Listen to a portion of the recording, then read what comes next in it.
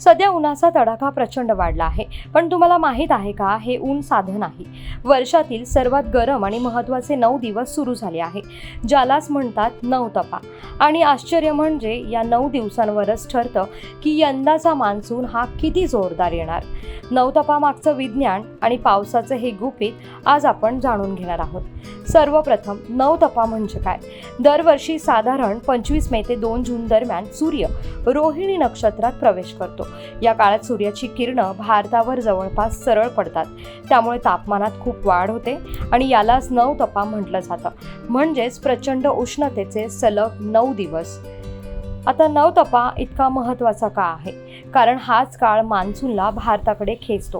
जेव्हा जमीन खूप तापते तेव्हा गरम हवा वर जाते आणि जमिनीवर कमी दाबाचा पट्टा तयार होतो. समुद्रावरचा दाब जास्त, मग बाष्पयुक्त वारे भारताकडे ढकलतो. हेच वारे पुढे पाऊस घेऊन येतात. म्हणून म्हणतात, नवतपा जितका तापणार तितका मान्सून चांगला येणार. एक खास गोष्ट, जर या 9 दिवसात पाऊस पडला तर त्याला नवतपा विरघळणे म्हणतात. म्हणजेच पाऊस पडल्याने जमीन थंड होते आणि कमी दाब कमकुवत होतो. यामुळे मान्सून उशिरा येण्याची शक्यता वाढते. आणि आता याचा फायदा शेतीसाठी सुद्धा आहे. या कडक उन्हाचा फायदा शेतीला देखील होतो. जमिनीतील कीड, बुरशी आणि जंतू नष्ट होतात.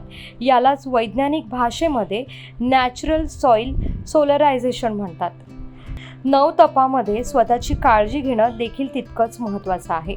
दुपारी 12 ते 4 पर्यंत घराबाहेर पडणं देखील टाळलं पाहिजे.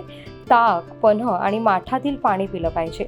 जास्त मसालेदार आणि खारट पदार्थ देखील टाळले पाहिजेत. तर मित्रांनो, नवतपा हा फक्त उष्णतेचा काळ नाही, तर येणाऱ्या पावसाची तयारी आहे. ही माहिती आवडली असेल तर व्हिडिओ शेअर करा आणि अशा भन्नाट माहितीसाठी फॉलो करायला विसरू नका.